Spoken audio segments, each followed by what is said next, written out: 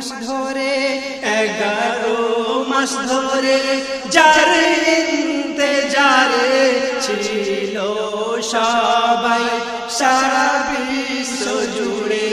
গরিব ধনী সব ঘরে ঘরে আনন্দের বাঁধ ভাঙে খুশি তোড়ে জিন্দাবাদ